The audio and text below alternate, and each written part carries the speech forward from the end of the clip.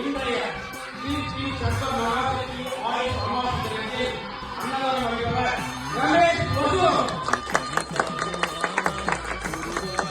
அவர் சார்பாக இந்த அன்னதான பரிகார சேவையை நிறைவேற்றுபவர் ஞானமணி சென்னை.